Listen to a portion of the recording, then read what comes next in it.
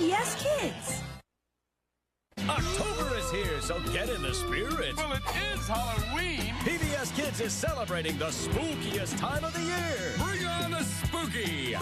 We're kicking it all off with a super weird Wild Kratts Week. Those teeth are awesome. With new shows and new ways to be weird.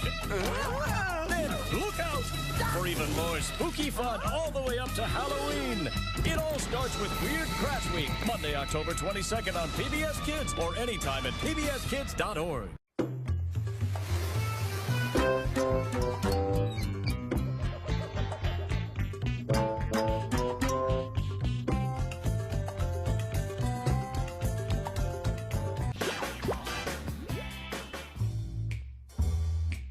Hi everyone, hola.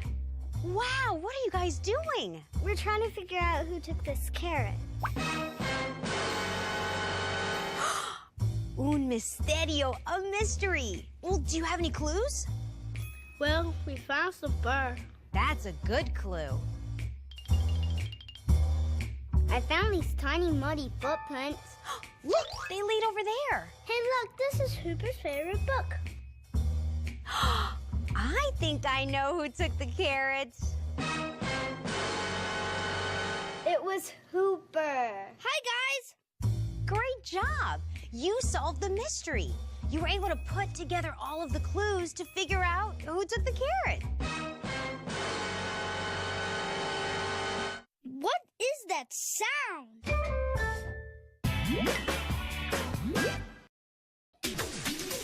It's Curious George. We could put a garden on our roof. Eggplant. You don't plant eggs to get eggplant, George. It's Curious George. Weekdays on PBS Kids or watch anytime you want at pbskids.org. Something wild is coming to PBS Kids Go. Activate Creature Power Suit. Cutting-edge technology. A tech-savvy team. I am so ready to max out the Creature Power Suit. Two brothers on a mission. Something tells me We're in real trouble. Protecting creatures of the world from danger. Wait, how do I plan? sort of. Wild Kratts. Weekdays only on PBS Kids Go. Want to hear some dynamite dino news? We want to hear it! Dinosaur Train is on weekdays. Really? You kidding? Yeah! Catch Dinosaur Train weekdays on PBS Kids or watch anytime you want at pbskids.org. Thomas and Friends, making tracks to great destinations.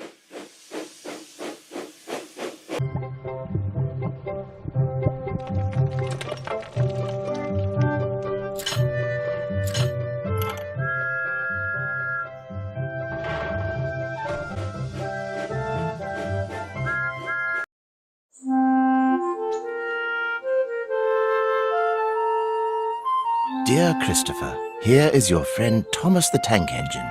He wanted to come out of his station yard and see the world. These stories tell you how he did it. I hope you will like them because you helped me to make them. Your loving, Daddy.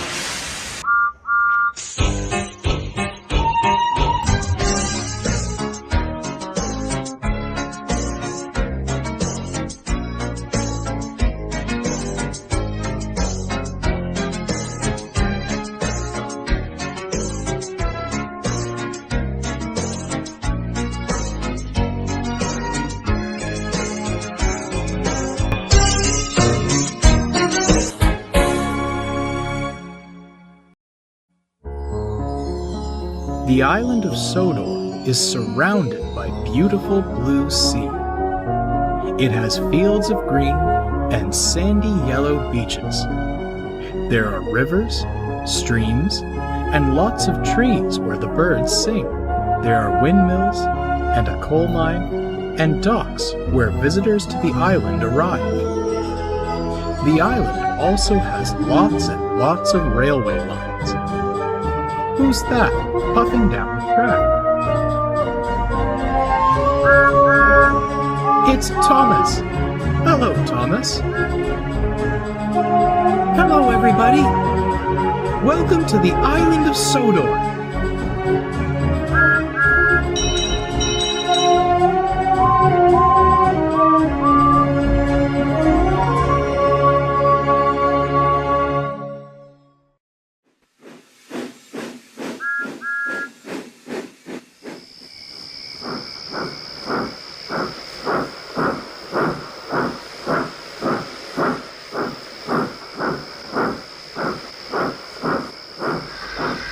It was Halloween night on the island of Sodor, and all the engines were enjoying themselves at Timothy's sheds.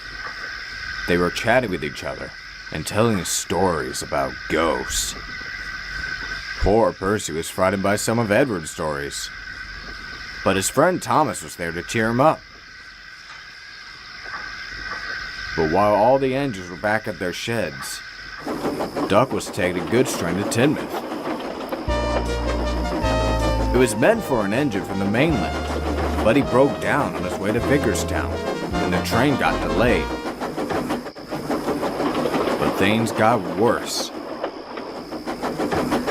He was passing Kildane when a heedless signalman had forgotten to change the points.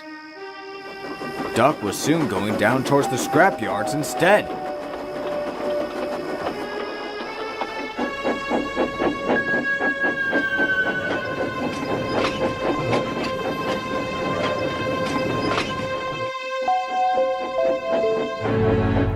When Duck arrived at the scrapyards, there was a thick fog covering the yards.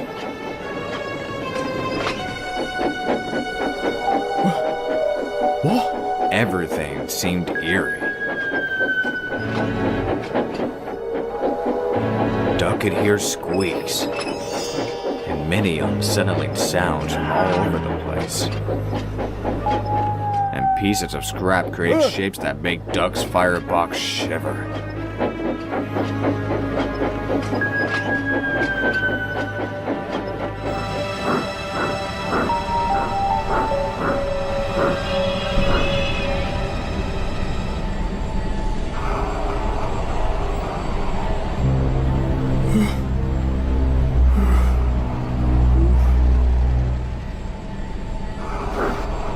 Soon, the line was clear for them to go back, much to Duck's relief.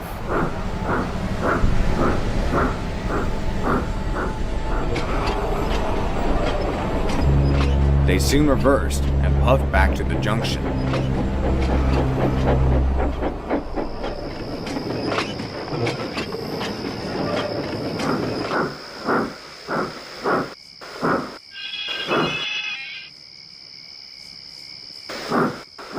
This time, they were heading off to Tinmouth.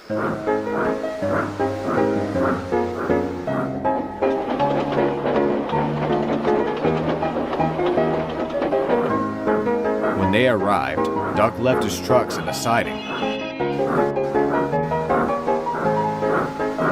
and stopped near the platform to take a breather.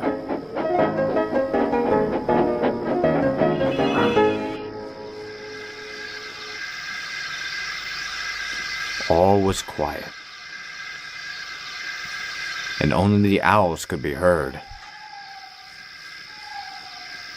Up until Duck and his crew jolted as they started to hear a loud noise as if the station was full with passengers.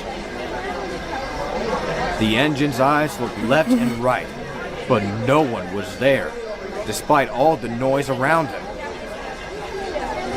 Suddenly, they heard a box falling on the ground, and someone falling from the platform.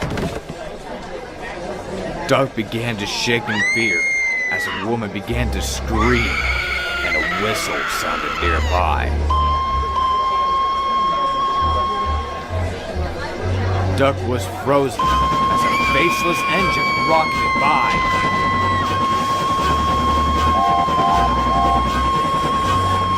Then, as quickly as the noise came, everything had fell silent. Duck was terrified. He tried to look back, but the engine and his train were nowhere to be seen. He and his crew wasted no time to get it out of the station and heading their way back to the sheds.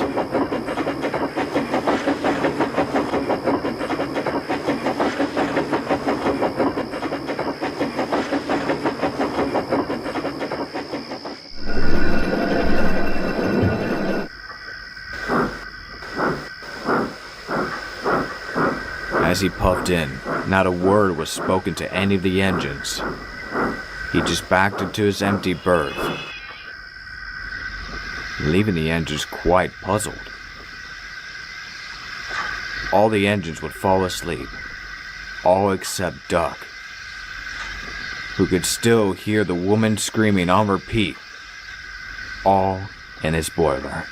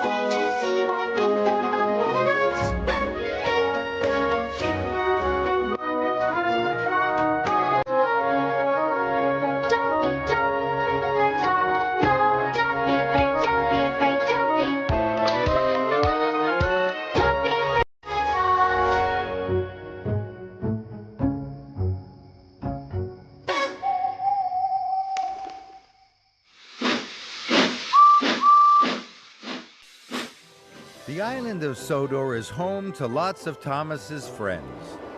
Friends on the rails, friends on the roads, and even some friends in the air. They are all very different, and each very special. And they are all Thomas's friends. Thomas knows Diesel very well. Thomas knows he can be tricky and very devious. So when Thomas has to work with Diesel, he has to watch out.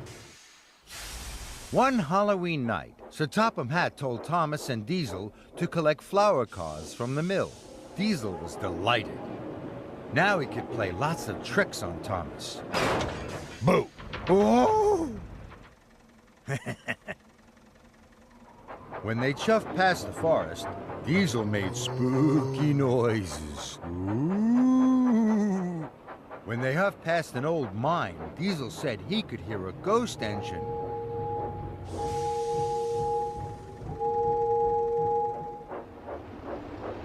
And when they stopped by a twisty tree, Thomas's firebox fizzed with fright. Diesel was having a wonderful time. He called Thomas a scaredy engine, and Thomas didn't like that. So Thomas decided to play a trick on Diesel. Thomas rolled out of the flour mill. He was covered from dome to buffer in white flour. He looked like a ghost engine. Diesel nearly tipped off the tracks. Now he was the scaredy engine. Thomas tried to tell Diesel he was only covered in flour, but Diesel had raced away. So Thomas finished the job alone. He delivered the flour to the bakers all by himself. Diesel was still trembling on the tracks, and that made Thomas smile. Diesel wasn't so scary now. Diesel is often cheeky and sometimes tricky. One day, Thomas was working with Mavis at the quarry. Diesel was up to his old tricks. He pushed Thomas under the stone hopper and called Thomas a stinky steamy. And he told Thomas that Sir Topham Hatt was going to scrap him. Thomas was upset. Then there was trouble. Salty had delivered fuel to all the Diesels, but the fuel was bad. It made them sick. Diesel was as green as a leaf. Sir Topham Hatt told Thomas he must collect new fuel from the docks. Thomas wanted to help his friends. He even wanted to help Diesel. So he raced to the rescue.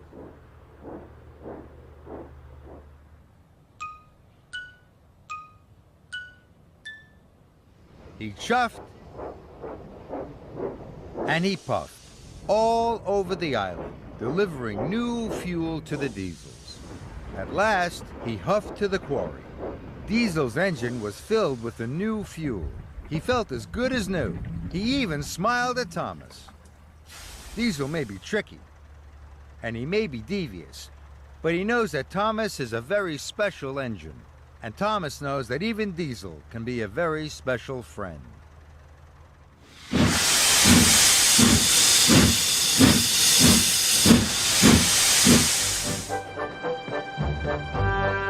Steamies and Diesels are different. And sometimes that means they like different things.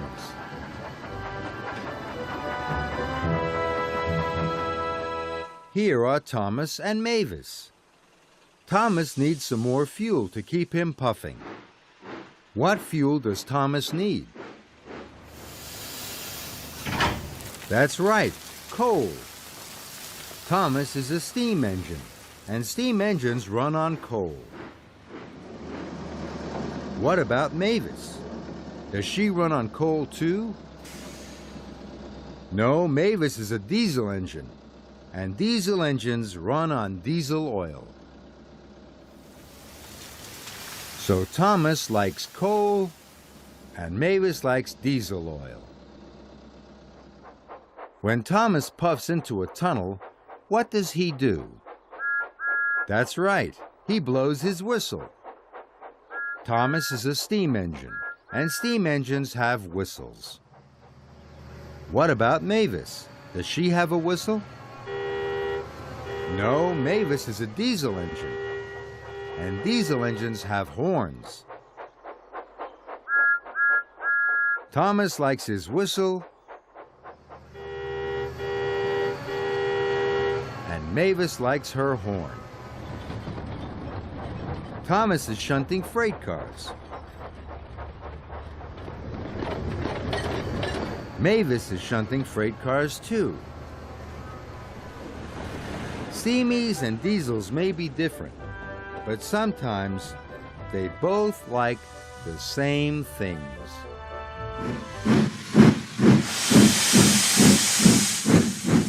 Toby is puffing along his branch line. Suddenly, he sees something. There's a strange-looking shadow in the field.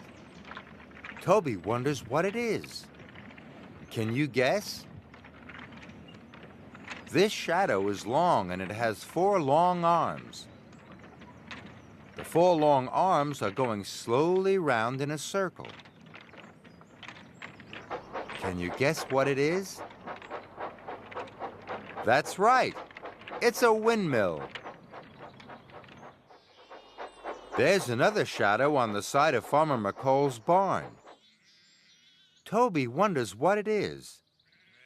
Can you guess? The shape at the top looks like a hat. And there are 2 arms that stick straight out. Can you guess what it is? That's right. It's a scarecrow. Now Toby sees another shadow. This shadow is getting smaller and smaller. Toby wonders what it is. Can you guess? It's a round shape with something spinning at the top. Can you guess what it is? Of course. It's Harold the helicopter. Hello, Harold. Did you guess what all the shadows were? Toby did. Well done, everyone.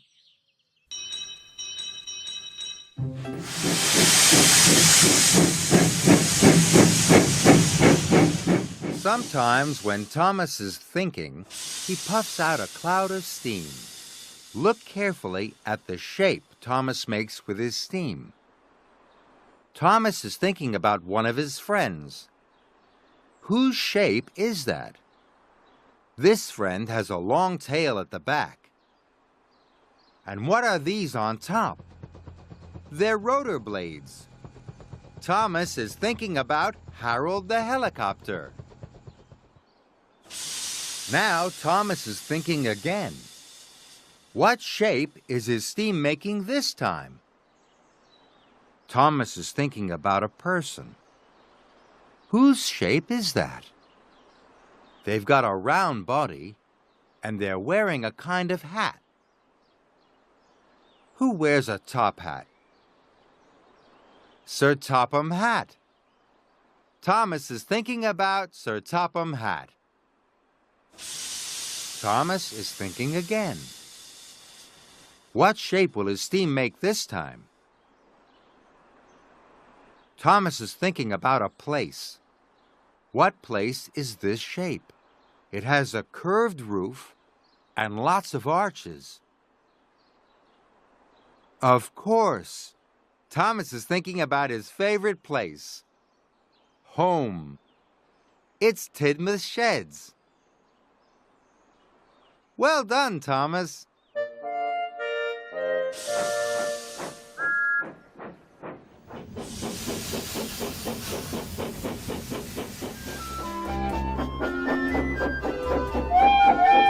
The railways on Sodor are a key part of the island's transport of both passengers and goods.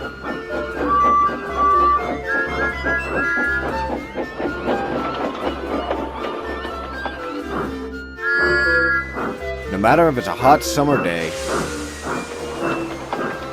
or a cold winter night, you can find engines chuffing down the track.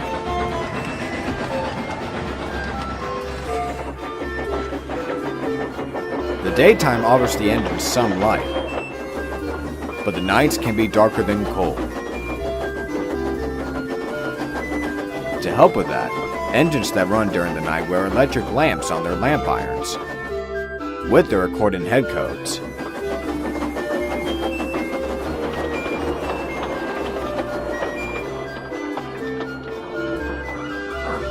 When it comes to engines like Henry, he wears 2 lamp irons, placed on the middle and right lamp iron. This is because he pulls the flying kipper, which is the perishable goods train. On the other buffer, Percy has only 1 lamp placed on his left lamp iron. This is because he pulls the mail train, which is a pickup goods train.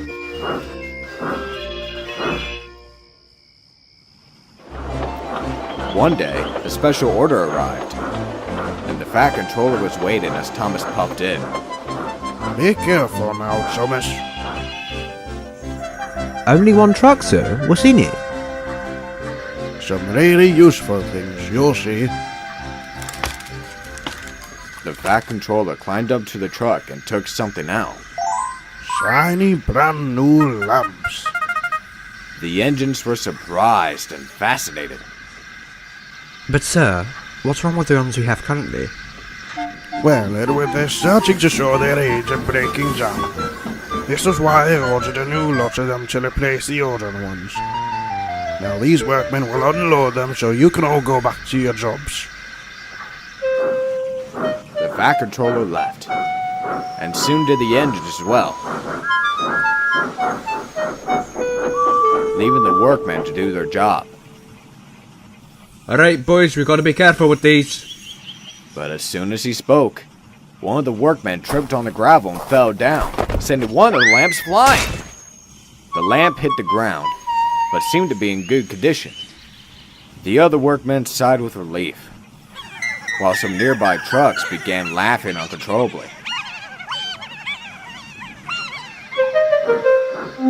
Later that day, Percy met Dr. Crosby. Oh, hello, Percy. How are you doing? I'm alright, Doc. Thank you. I'm just bringing some empty cattle vans to the market. Good. Remember to follow the Great Western Way. Of course, Doc. Oh, have you heard? There's a storm coming tonight. Oh dear. I hope it won't make delivering the mail harder. Don't worry. You always do a splendid job with it. The conversation was cut short as Doug Scar blew his whistle. Oh, sorry, but I gotta go. See ya, Percy. Thank you, and bye, Doc. But Percy was worried.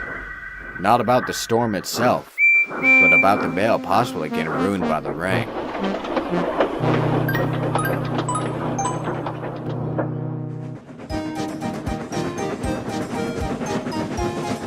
He wasn't the only one. Henry was also worried about the rain that he'd have to brave through, while the other engines would be sleeping comfortably.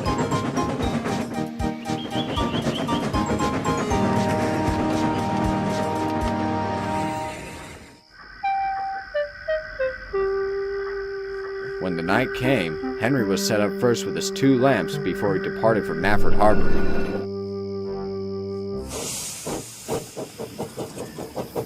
A few hours later, Percy's crew arrived to set him up for the mail train. His driver put on his lamp, but unknown to both Percy and his crew, this had been the same lamp that the workmen had dropped earlier. The lamp had an open gasket, but nobody had noticed. It lighted up fine, and that's all they were concerned about. Alright, let's go, boy. Let's hope it doesn't rain too much tonight. Percy set off anxiously as he looked up to the cloudy night sky.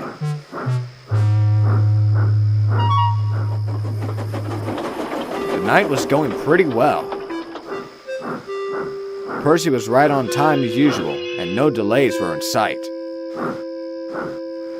But this didn't last forever. The weather changed, and it only got worse. Soon enough, the rain was falling down hard, causing it to be much harder for poor Percy to see. As he entered Henry's forest, that's when things got worse. The heavy rain, as well as the dripping water from the trees, made its way into the open gasket. The lamp then shut off, leaving Percy in the dark. We got a problem! Dude, we need to stop!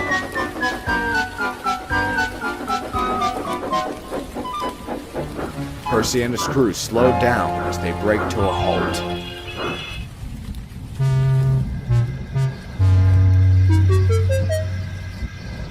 Now I don't see anything, and the mail may get wet. I'm more worried about us. Without our lamp, we can't be seen. Bother! We were so close to Kelsthorpe, too. Percy wouldn't stay annoyed for long, as he heard a loud crack before... Bang! What was that? The driver stepped out and went to investigate. He soon came back with unfortunate news. A tree's fallen on the line. The train's been an absolute pain. We'll go back and report it. But he was interrupted by the haunting sound of an engine's whistle. Henry was coming down the line with empty kipper vans. Percy whistled as hard and long as he could. Henry's crew heard the noise and decided to brake, but it wasn't any use. The rails were too wet, and Henry kept sliding. Once the tree was in sight, his crew jumped clear. With a louder crack and a louder bang, Henry derailed. Oh dear. Percy puffed near him. Are you alright, Henry? I'm alright. But now I'm not going anywhere. Neither am I. My lamp broke. Henry then looked to one of his lamps, and an idea formed in his boiler. Why not take one of mine? They're still working fine. That's a brilliant idea, Henry. Quickly, the crews worked to replace Percy's lamp. As soon as they were done, Percy went cautiously through the rainy night to bring the breakdown train.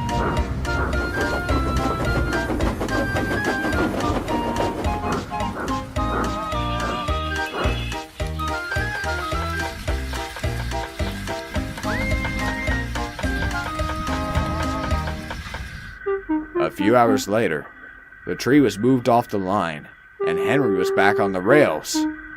By this point, the rain had finally stopped. Thank you, Percy. No, thank you, Henry. I would have been stranded without you. So would I. As the two engines puffed home, the sun began to rise over the horizon, much to the two engines' relief.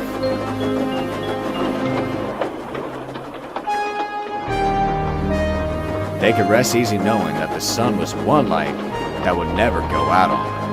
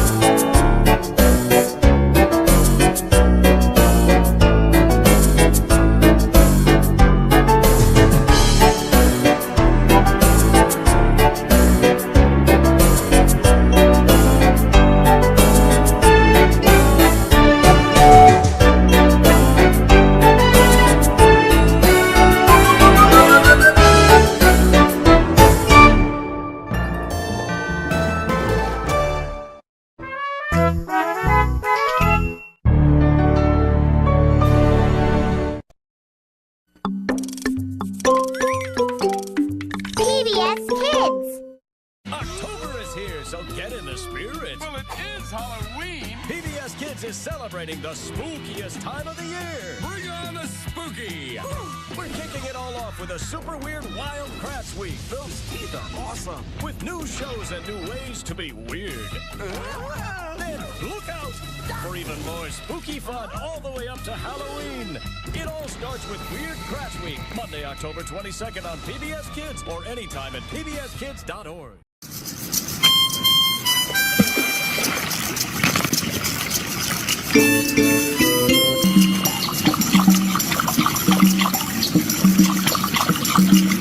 Computer time! Hola.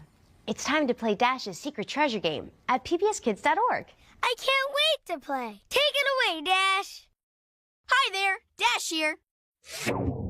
It's rhyme time. To reveal my secret treasure, find the pictures that match like these canes. All the words will rhyme with cane. Ready? What is this? Train. And this? A chain. Do we have a match? No. Train. Train. Do we have a match? Yes. Rain. Rain. Do we have a match? Yes. There's just one match left. A chain. What is our secret treasure? A plane. That's right. Super Y has our secret treasure, his Y-Flyer. Now go to pbskids.org and see what happens when you find today's secret treasure. Thanks for playing. Got a Dash. Hi, it's me, Hooper. Can you guess where I am today? Where is he going? What will he do? Where in the world is Hooper? Here's a clue to where I am. I'm visiting a place where we have to be pretty quiet. And you'll need one of these. It's a special card that lets us borrow things from here anytime we want. And here's one final clue from Super Y. Kids love to read here. Hi, so glad you're here. And I heard this book is great. Okay, so I'm at a place where we have to be super quiet. And where we need a special card to borrow things. And it's a place where kids love to read. So did you guess where I am? Yes! The library! I'm at the library today! Woohoo! Shh. Oops, I forgot. We have to be quiet here.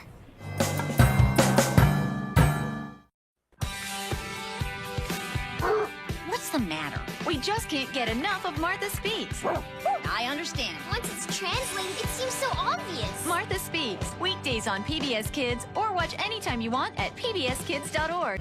Smart. This animal is big. It's an elephant. Athletic. I got it! Yay! I can do it! Adventurous. I'm going on the subway. Let's go! On PBS Kids, Caillou and his friends make new discoveries every day. A dragonfly. Wow! And you can come along. Yay! Don't miss Caillou, right here on PBS Kids. That was fun! Maya, Miguel! Maya! Miguel! Maya, Miguel! Maya, Miguel! Maya, Maya, Maya, Miguel! Watch Maya and Miguel every day on PBS Kids Go. yeah.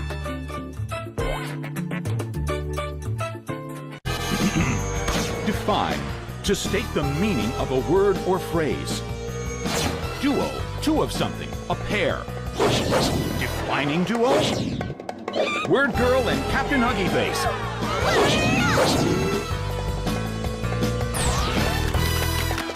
See them in action on PBS Kids Go. Word up!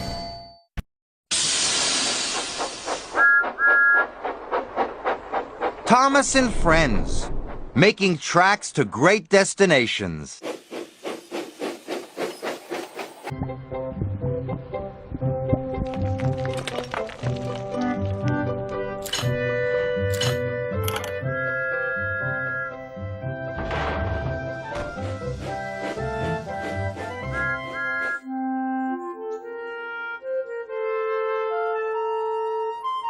Dear Christopher, here is your friend Thomas the Tank Engine. He wanted to come out of his station yard and see the world. These stories tell you how he did it. I hope you will like them because you helped me to make them. Your loving Daddy.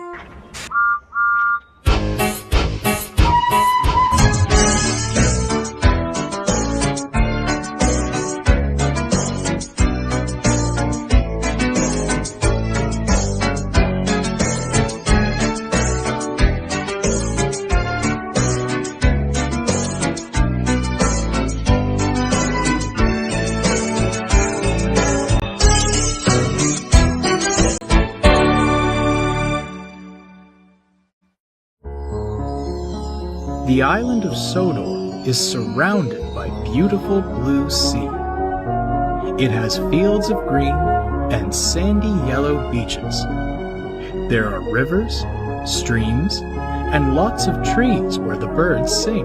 There are windmills and a coal mine and docks where visitors to the island arrive. The island also has lots and lots of railway lines. Who's that puffing down the track? It's Thomas. Hello, Thomas. Hello, everybody. Welcome to the island of Sodor.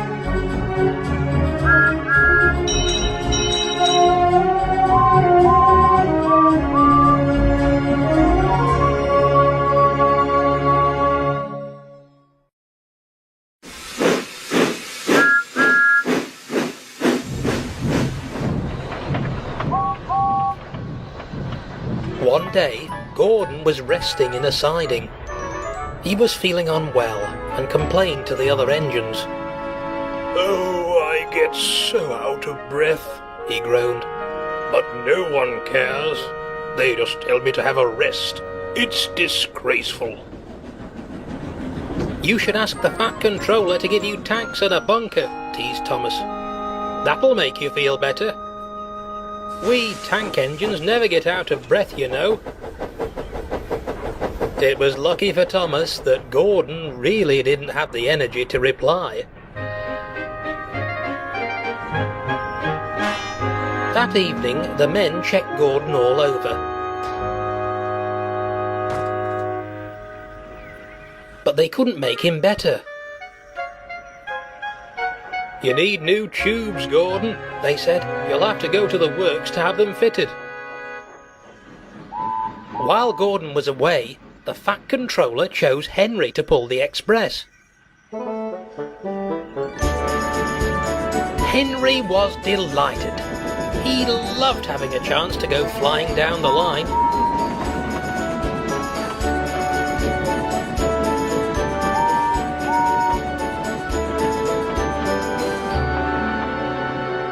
However, his high spirits dissipated, as the day before Gordon was due back, he became ill too. The men tried to get him ready, but it was no good. The Fat Controller was not happy. "There's nothing we can do, sir," said the inspector. "The only spare engine we have is Thomas, but he can't pull the train alone." The Fat Controller pondered. Could you manage if Jock helped?" he asked. The inspector shook his head. "The two of them with Percy might be able to manage, but it'll be hard work."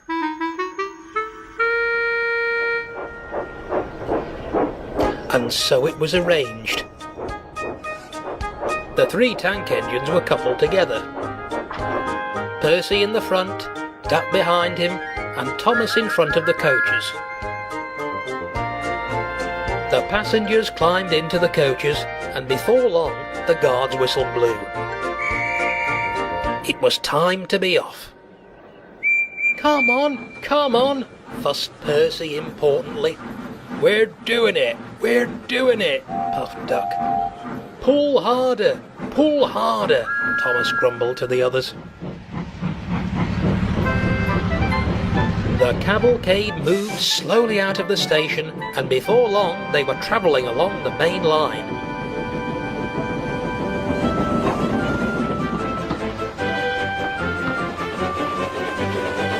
The engines couldn't move as fast as Gordon or Henry, but the passengers didn't mind. They knew that Thomas, Duck and Percy were doing their best. Now, expresses are not like branch line trains. They don't stop at every station along the line. This meant that the 3 tank engines never got a chance to stop and catch their breath.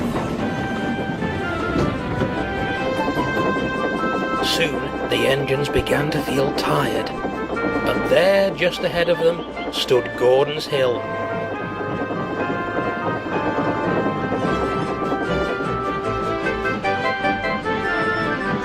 They surged ahead, struggling up the hill, but the strain was beginning to show.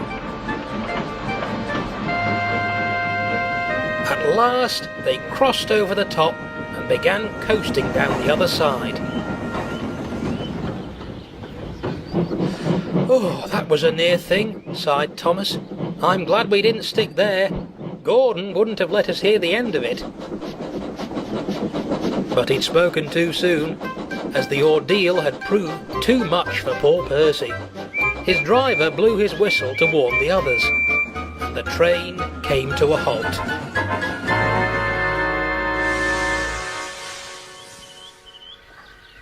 We can't take you off here, Percy, said his driver. Do your best to keep your brakes off.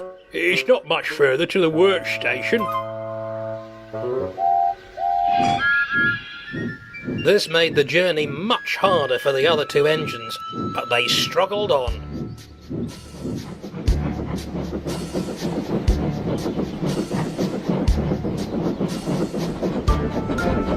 As the works grew closer still, they used every last ounce of strength and steam to summon a last brave effort to reach the station.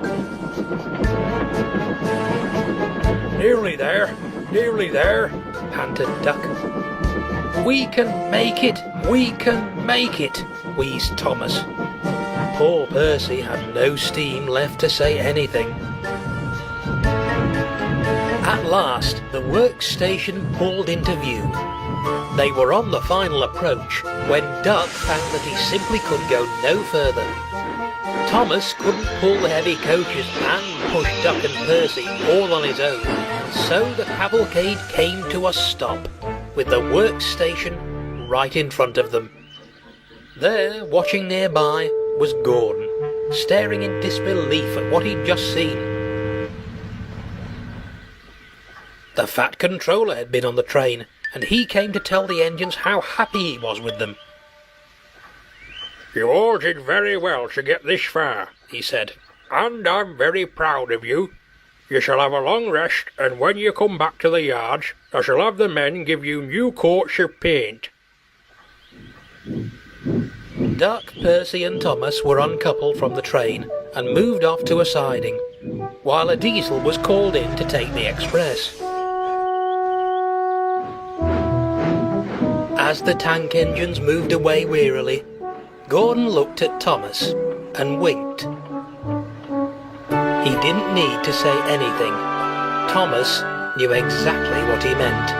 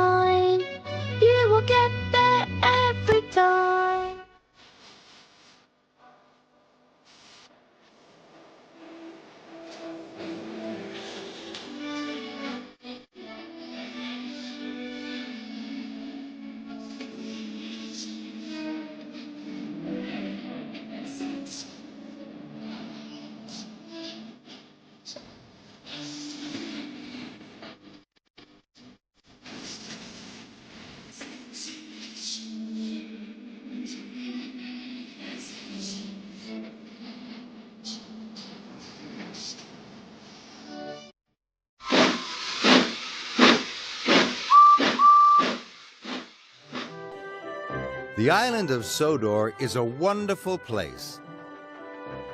There are lots and lots of engines. Who's that puffing along the track? It's Gordon. Gordon is a great grand engine. He is blue with red stripes and has the number 4 painted on his tender. Gordon is one of the strongest engines on Sir Topham Hatt's railway. His special job is pulling the express.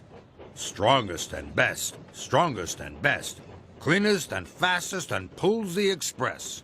Gordon wants all the other engines to hear.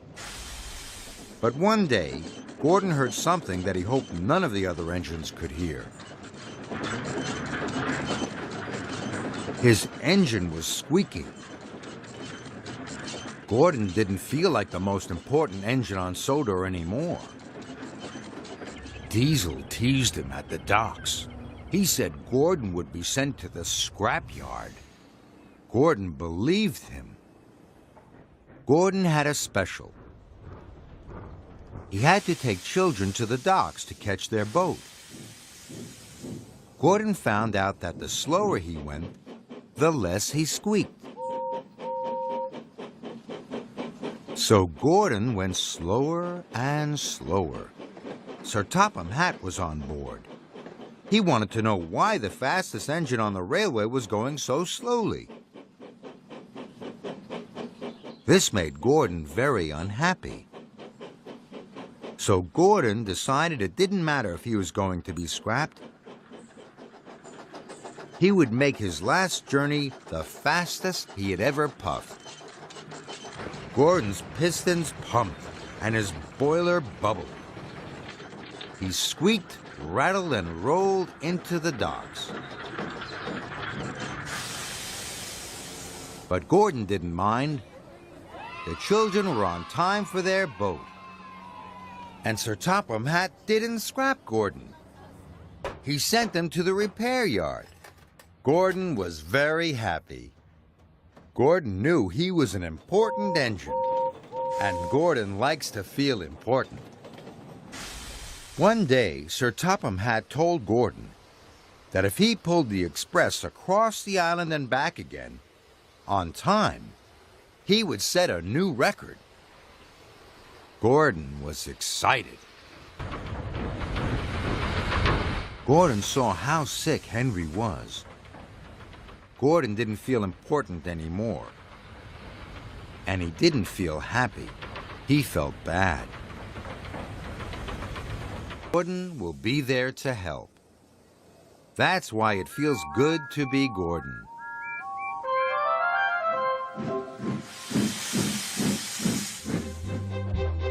Emily is pulling the express, but today the express has 2 extra passenger cars.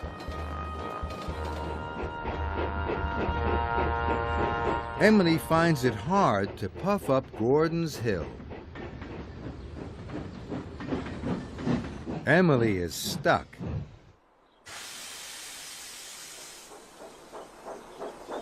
But here's Edward. Edward is Emily's friend. A friend will always help you.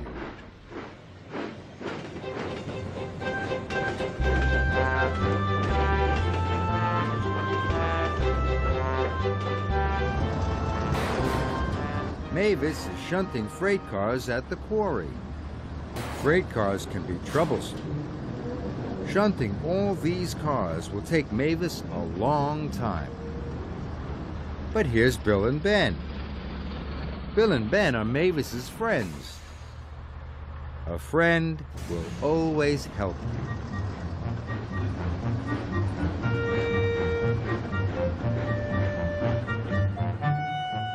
Thomas is taking some cars of fish from the docks to Knapford Yards. Thomas will have to pull smelly fish all the way to Knapford. But here's Arthur. Arthur is Thomas's friend. A friend will always help you. Edward helped Emily. Bill and Ben help Mavis. And Arthur helped Thomas. It's good to have friends.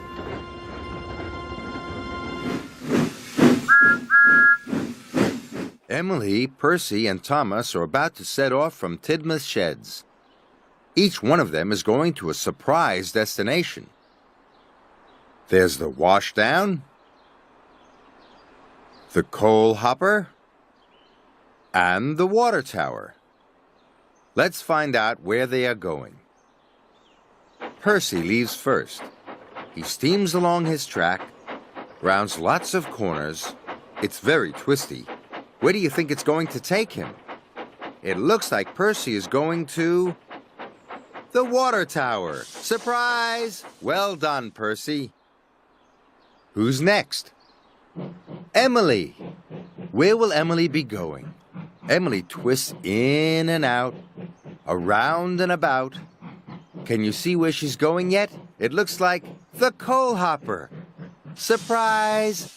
Well done, Emily. And now it's Thomas's turn. Where will he go? Thomas's track twists round to the right and round to the left. Surprise! Thomas arrives at the washdown. Everyone found their surprise destination. Well done, Thomas. Well done, Emily. And well done, Percy.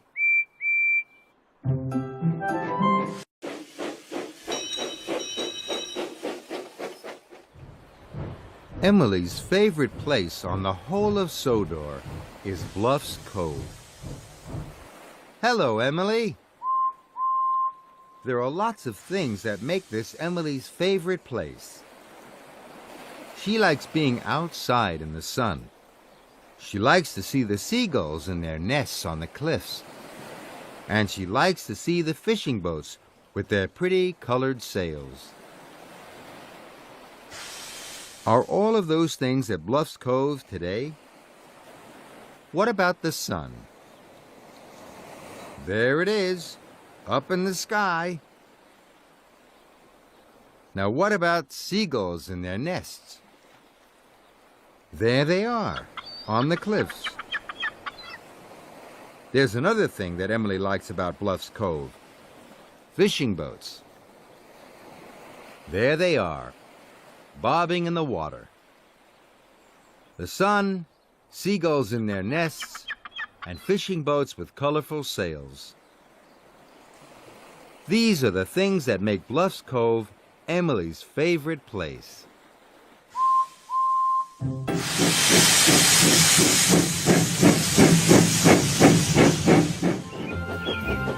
Coaches and quarrels. Everyone on the island of Sodor knows that wherever Thomas goes, Annie and Clarabelle go too. The three friends are inseparable. They love running up and down the branch line, singing songs to each other, and wouldn't trade it for anything. Sir Topham Hatt was testing a new stopping service. Passengers wishing to travel on the branch lines were designated certain coaches. At the junction, the coaches were uncoupled and added to the branch line trip. The passengers enjoyed the convenience.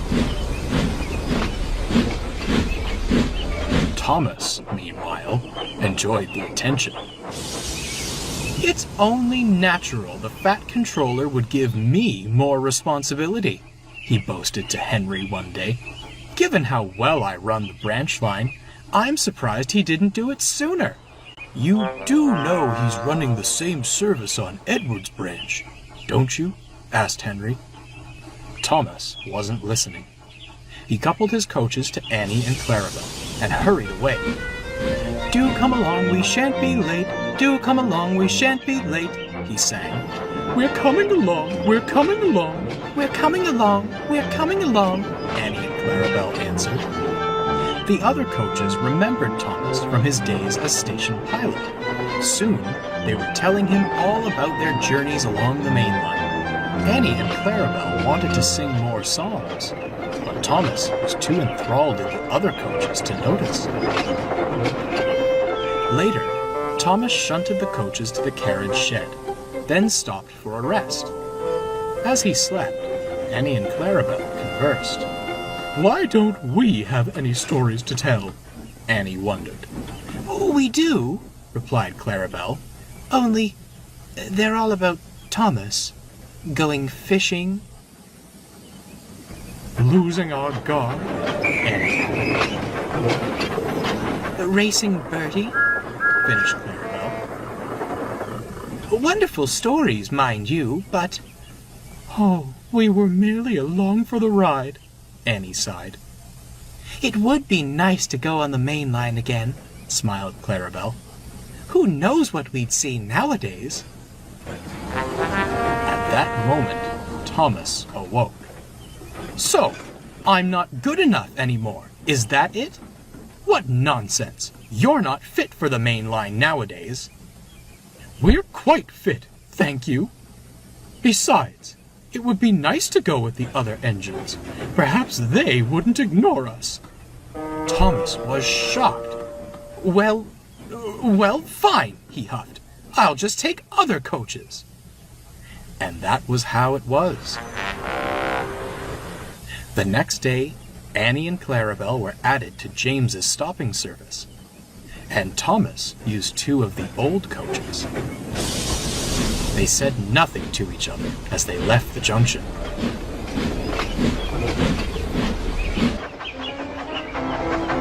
At first, things went well. Thomas felt pleased. "Do come along, we shan't be late. Do come along, we shan't—" "We won't be late," grumbled the first coach, "if you focus on the line and stop that wretched singing." The second coach muttered in agreement. Thomas was speechless. As they approached Terrence's field, Thomas whistled gaily to the tractor. Not long after, Bertie rolled past, and Thomas whistled again. "For goodness sake," retorted the second coach, "how many whistle boards are there on this branch line?"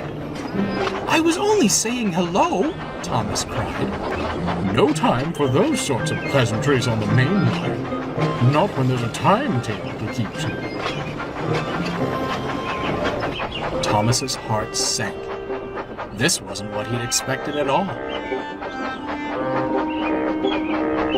He was miserable for the rest of the day.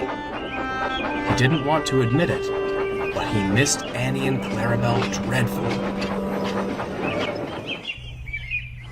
At the end of the day, Thomas was at the junction with his last train. He was feeling quite down when Henry fussed in.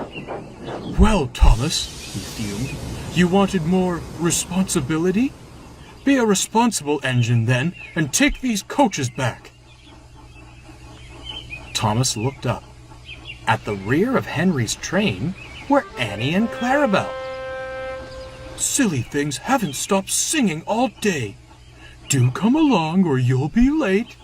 I've been on time all day, thank you." Thomas couldn't help but laugh. At once, he coupled the old coaches to Henry's train and took Annie and Clarabelle away. Henry huffed off indignantly.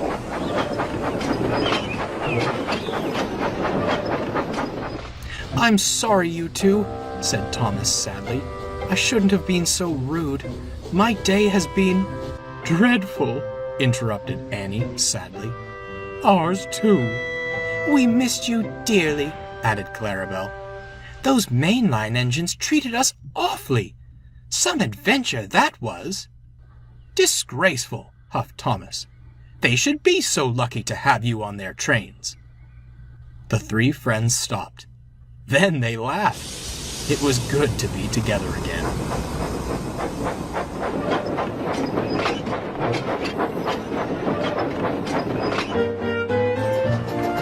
Thomas still takes other coaches along his branch line, but Annie and Clarabelle stick close behind him. They still bicker, as good friends do from time to time. From that day on, however, there was no talk of leaving for the main line. Annie and Clarabelle concluded that the only story they wanted to tell was that of their peaceful little ranch life.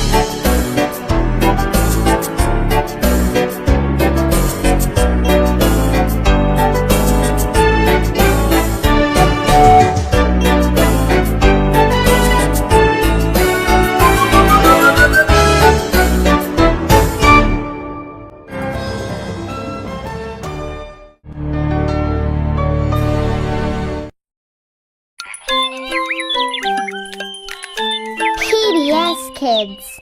PBS Kids Go and Arthur wrap up the fun with all new shows. They're here! Will Arthur's new glasses cause a spectacle? You can go, girl!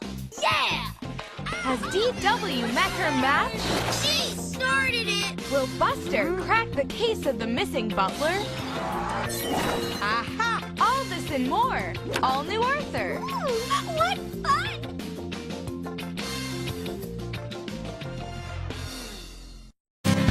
Next stop, all aboard to Rent It On Station. Dinosaur train! Dinosaur train!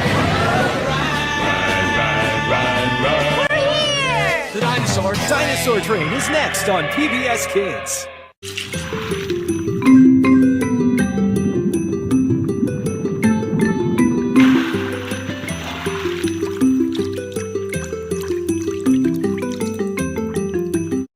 Hi, it's me, Hooper. Can you guess where I am today? Where is he going? What will he do? Where in the world is Hooper? Here's a clue to where I am.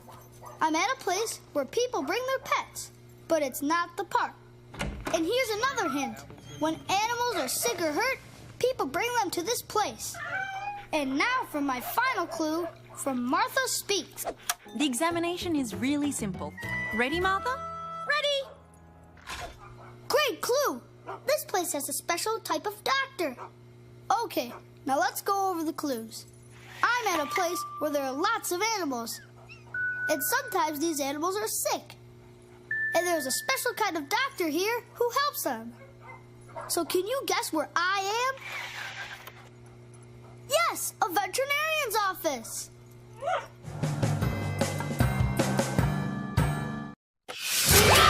Catch Fetch, the game show with the one and only Rough Ruffman. What? Oh, sorry. Yes, please, groom away. Ah, like a cat! Your whole species is a mystery to me. It's Fetch, weekdays on PBS Kids Go, or watch anytime you want at pbskidsgo.org. There's a show on PBS Kids that has everyone learning to read. Word World, where letters come together to build new friends, new places, and a whole new world of fun. It's time to build a word. Let's build it. Let's build it now. Ball. Ball. Let's play ball. Yay! Watch Word World weekdays only on PBS Kids. And you can have fun building words every day at pbskids.org. It's Dinosaur Train on PBS Kids. This is so great. Your ticket to adventure. Look at all these footprints. Well, hello there. There's family. Buddy and Don, Mommy, Daddy, and Shiny. Then there's me, and my name's Tiny. Fun. La la loo. And of course, the Dinosaur Train. All aboard. High 4. High 3. High 2. Watch Dinosaur Train weekdays on PBS Kids. Guess what this is, Miss Rosa? Cardboard from a used paper towel roll? Well, it is a paper towel roll from the recycle bin, but it's also the world's smallest race car tunnel. Wow, a race car tunnel? Well, how does a race car drive through that small tunnel? All you need is a small race car. I mean, all you need is a smaller race car.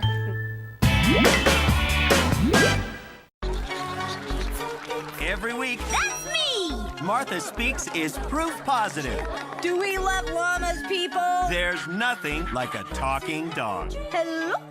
You guys are really irritating. Does irritating mean fun? On your mark, go! Martha Speaks on PBS Kids. Wow.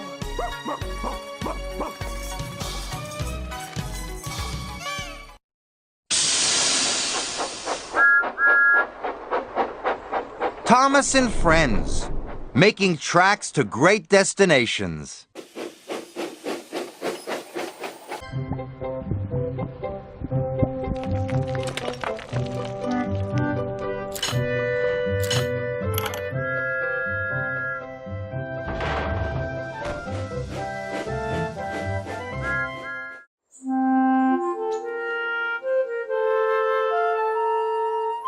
Dear Christopher, here is your friend Thomas the Tank Engine. He wanted to come out of his station yard and see the world. These stories tell you how he did it. I hope you will like them because you helped me to make them. Your loving, Daddy.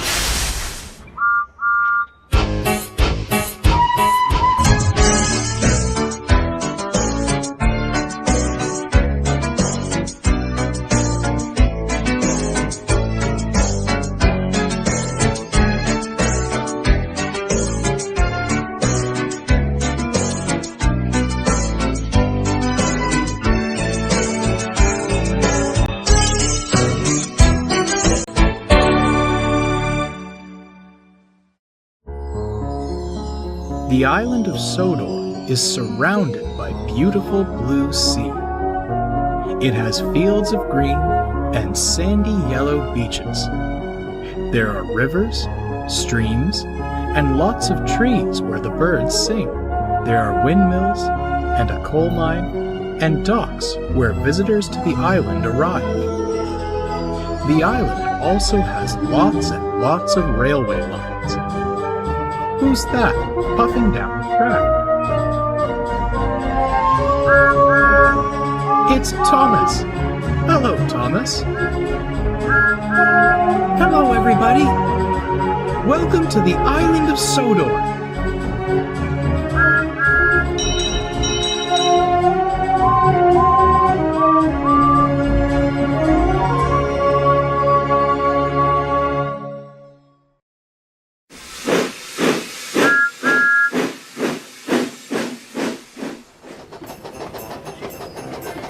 Twas the beginning of the winter season, and the beginning of the Christmas month. The weather was snowy, and covered the island in a beautiful white blanket. This would keep the engines busy, however, as they would have to plow through the snow with their snow plows, all to pull passenger trains and haul freight. The engines of Sodor loved the Christmas season, but no engine loved it more than Thomas. Thomas always loved to see happy children and festive decorations at every station.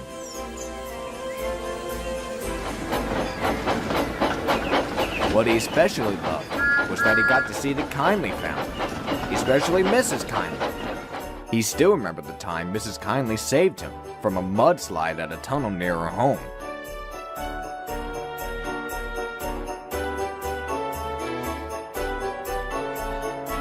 Thomas was pulling Annie and Clarabelle down his branch line when Mrs. Kindly's home came into view. He gave a loud whistle, expecting her to wave through the window. But as he passed, she never came out. She always says hello, he stated sadly. She just might not be home, soothed the driver. We have all month to see her. Besides, we'll get to see her family in Natford if we hurry. This made Thomas feel much better as he hurried along the track. When Thomas arrived, he did see the Kindly family. But instead of a warm hello, they turned to him with worried faces and walked away. Thomas was hurt. What's the matter with them? They always say hello. Perhaps they're tired of seeing you every year, said James. They might like to see a different engine for once, like me. Before Thomas could say anything else, James chucked away importantly.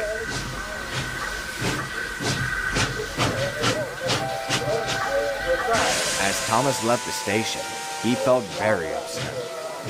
It's not true, is it?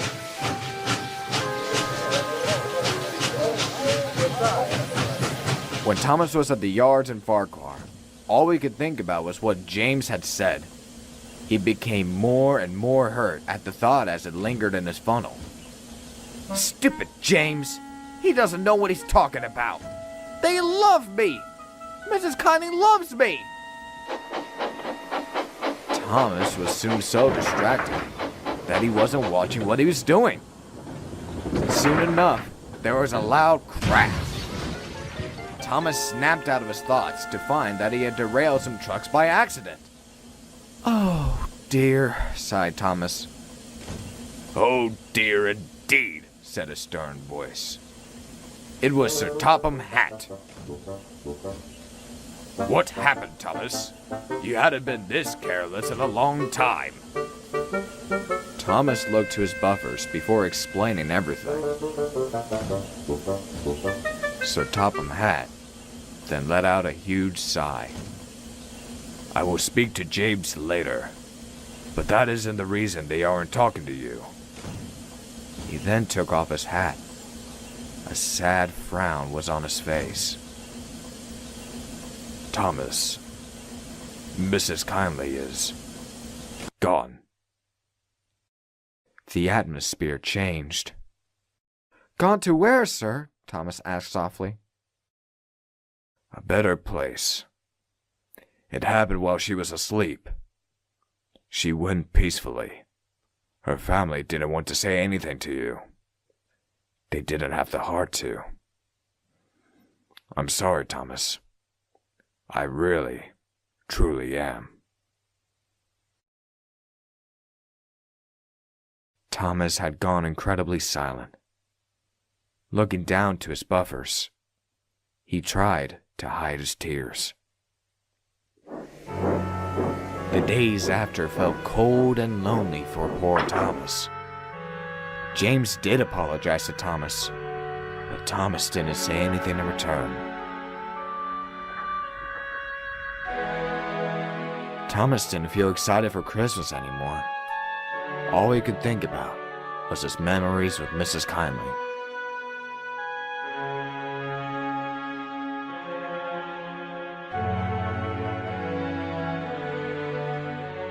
I hope Thomas can get his Christmas spirit back. Don't you?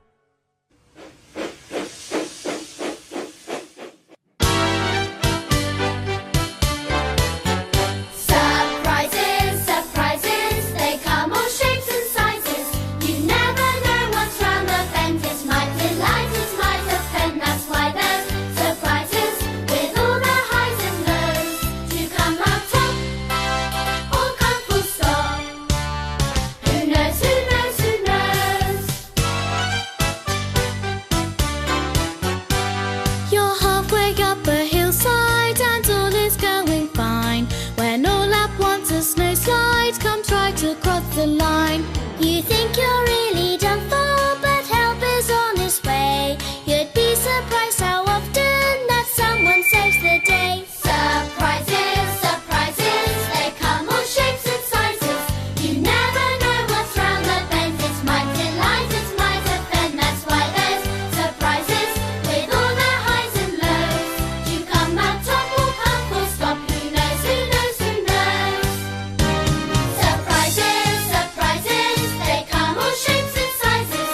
You never know what's round the bend. It's my delight, it's my defend. That's why there's surprises with all their highs and lows. Do you come out top, come full stop? Shine and gleam, neat and clean. Take the mail, come off the rail. Who knows, who knows, who knows?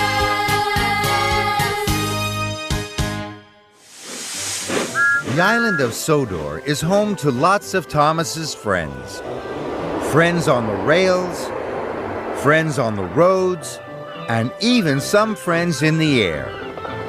They are all very different, and each very special. And they are all Thomas's friends.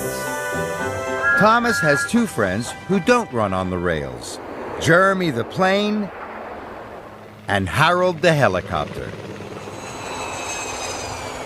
Harold is a friend to all the engines on Sodor. Thomas always looks forward to seeing Harold. One day, all the engines were busy talking about a surprise for Thomas. Thomas puffed in. He was happy to see his friends, but his friends wouldn't talk to him. Harold flew away, and Toby chuffed off quickly. Thomas was puzzled. When Thomas arrived at Tidmouth, he was even more puzzled. There was Harold again. This time he was talking to all the engines. And still, no one would tell Thomas what they were talking about. Thomas felt very left out, so he huffed away. Thomas hid in a lonely siding. Then he heard a friendly whir and whoosh. Harold had come to find Thomas. Harold told Thomas there was to be a wonderful surprise for him. None of the engines could tell him about it because then it wouldn't be a surprise anymore. That made Thomas feel very happy. Harold told Thomas to puff quickly away. The children were waiting for him. Later, Thomas puffed into Wellsworth, and there was his surprise. A wonderful, sparkling Christmas tree. A thank you from his friends for all his hard work. Thomas was very pleased Harold had come to find him. Thomas wasn't so pleased the first time he met Jeremy the plane.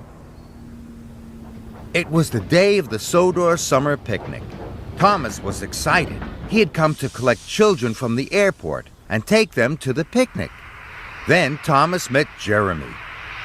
Jeremy boasted that from the air, he could see everything for miles around. Thomas could only see ahead of him on the track. That made Thomas feel he wasn't really useful. But later that day, Thomas and Jeremy were both really useful. Jeremy had seen, high up in the sky, that a bad summer storm was coming.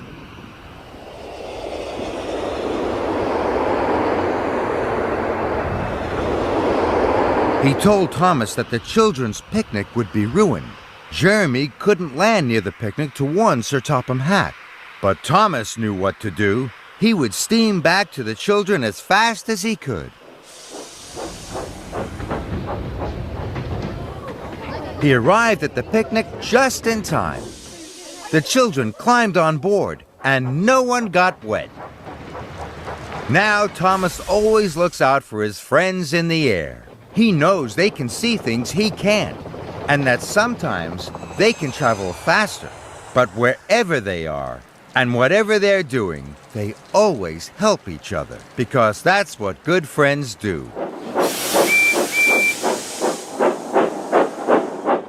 Work on the Sodor Railway is fun. Sometimes it's difficult, But the engines always know what to do. In winter, when it's cold, the tracks can become icy. That makes them very slippery. The engines have to be careful when they come to a junction. Thomas knows what to do. He changes tracks slowly. When Gordon has a lot of heavy coaches, he has to be careful coming down Gordon's hill.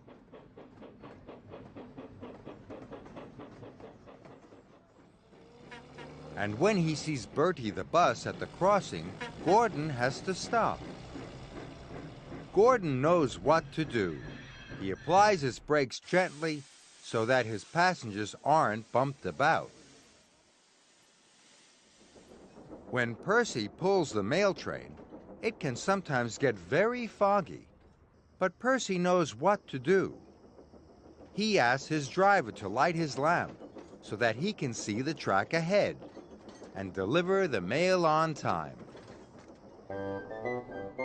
Working on the Sodor Railway isn't always easy, but it's no problem for Thomas, Gordon, and Percy, because they all know what to do.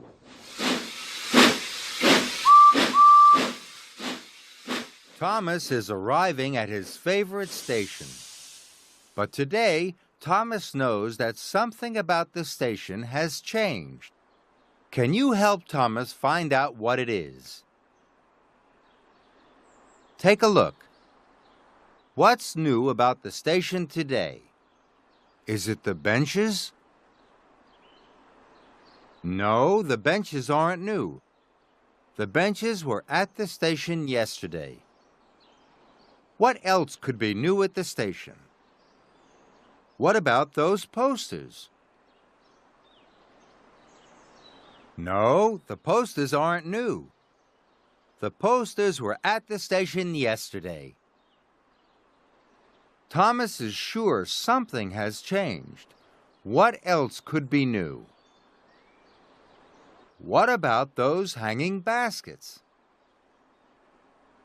There were no hanging baskets at the station yesterday. That's right, Thomas. You found out what's new at the station today. It's the hanging baskets. Thomas thinks the station looks even prettier than yesterday.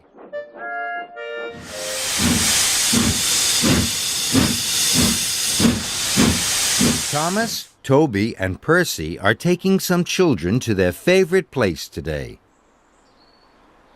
Some are going to the seaside.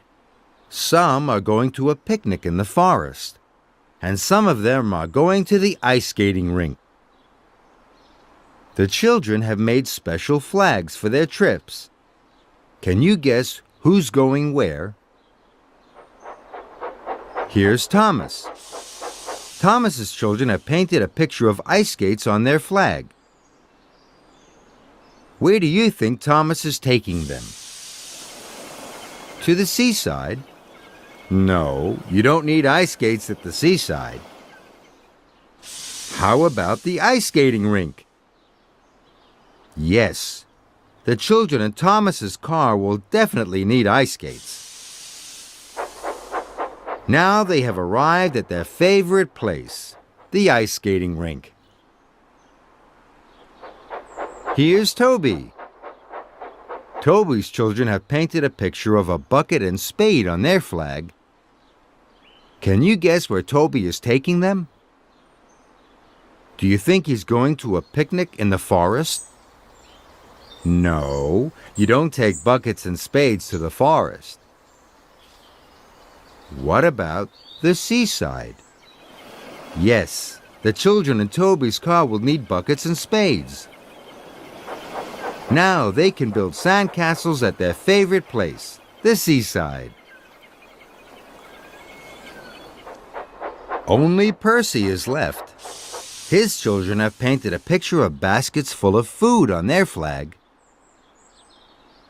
Where do you think Percy is taking them? Could it be to a picnic in the forest? Yes! The children in Percy's car will need baskets full of food. Now, they can have a picnic in their favorite place, the forest. Thomas, Toby, and Percy have taken the children to their favorite places. Well done, all of you.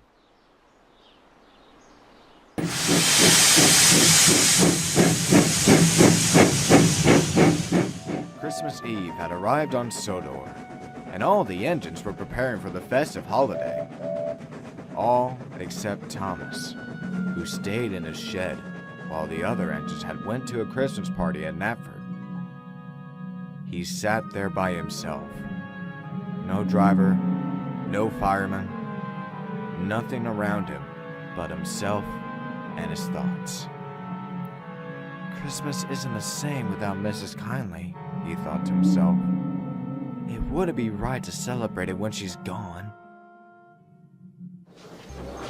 Knapford Station looked beautiful. The sunset shined down onto the white snow just outside the station. And lights were streamed everywhere with a Christmas tree and Christmas wreaths. Percy, however, was worried about Thomas. I sure hope he changes his mind, Percy said worriedly. Time had passed. The sun had fully set, and the snow began to fall. And Thomas was fully asleep until... The door creaked open, and Thomas opened his eyes. There, before him, was a young woman with brown hair. She smiled up at Thomas. "Merry Christmas," she said kindly. Thomas was surprised. "What are you doing here?" he asked curiously. "I'm here to wish you a Merry Christmas," she replied kindly. Thomas frowned and looked away. "I'm not celebrating," he grumbled. The woman looked surprised. "Why not?" she gasped. "You can't just sit here all by yourself on Christmas." "Somebody I cared about is gone," said Thomas sadly. "I won't be able to spend Christmas with her this year, or any other year." The woman looked silently up at Thomas before placing her hand on his left buffer. "When I was a little girl," she began softly, "I lost my grandpa on Thanksgiving. He was gone in one day. He always brought a smile everywhere he went, and we never thought we'd be able to celebrate Christmas without that smile. But we tried anyway, and we realized something. We were happy with each other and kept each other company. We still all had smiles, and we all had a great time." She then smiled to Thomas. "There will be people that we could lose by the next year, but I've learned that Christmas is about spending it with those you love while you still can. And even if they pass away, they will always be with you, no matter what. That's why it's the Christmas spirit." Thomas was given a lot to think about, but his thoughts were then interrupted as she rubbed his face. "I must get going now. Merry Christmas. What's your name?" Thomas smiled warmly. "It's Thomas. What's yours?" She smiled warmly in return. "Thomas. Such a wonderful name. My name is Kitty. Kitty Kindly." She then began walking away, leaving Thomas to the sudden realization. "Mrs. Kindly? Wait! Don't go! Mrs. Kindly!" "Thomas? Thomas?" Thomas awoke. A voice was calling out to him. It was his driver, along with his fireman. "Hello, Thomas. We came to wish our favorite engine a Merry Christmas, even if he is keeping himself cooped up in the sheds. Would you like to get warmed up?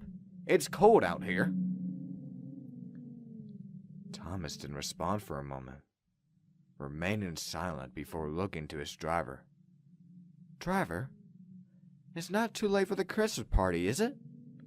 The driver looked surprised. No, it isn't. Why do you ask? I would like to go, if you could take me, sir. I want to celebrate Christmas with all my friends, with everyone I care about. That's what I like to hear, boomed a familiar voice. From outside the shed was none other than the Fat Controller. I had a hunch you'd change your mind after all, so I came to assign a special task just for you. You are to go to Titmuth Station to pick up the Kindleys and take them to the big station for the party. We won't start without our #1 engine. Thomas beamed. Oh, thank you, sir. Soon, Thomas' firebox grew bright, and Thomas had plenty of steam. He left the sheds and collected Annie and Clarabelle. Come along, he chuffed excitedly. Annie and Clarabelle were pleased. There's a party, they both sang happily.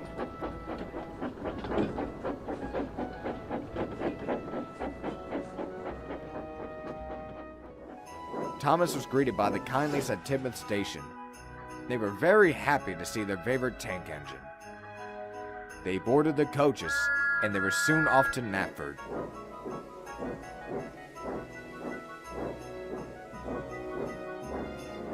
The night was cold, and the snow fell as Thomas plowed away with his snowplow. But Thomas wasn't bothered by his snowplow, nor did he even feel cold. His fire was the same as always, as was his steam. But Thomas felt warmer than he had in weeks.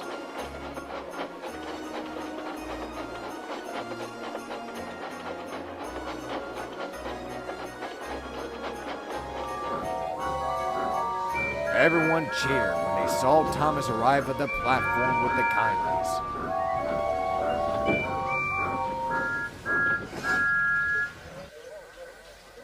The party began. There was caroling, games, and even a Santa, who was secretly Sir Topham Hatt. Everyone had a fascinating night, and Thomas was happy he came. For a moment, Thomas looked to the edge of the platform. He could have sworn he saw Mrs. Kindley before she disappeared. But all Thomas did was smile. Merry Christmas, Mrs. Kindley.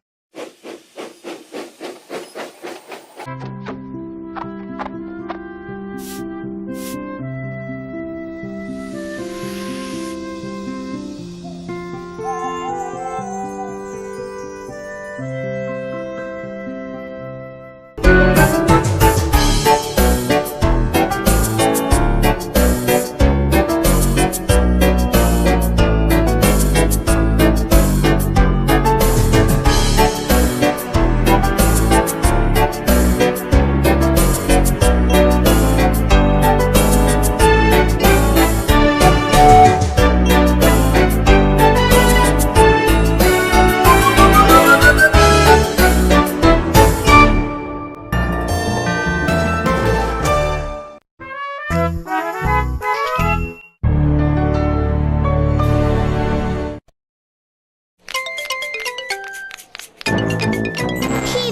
Kids.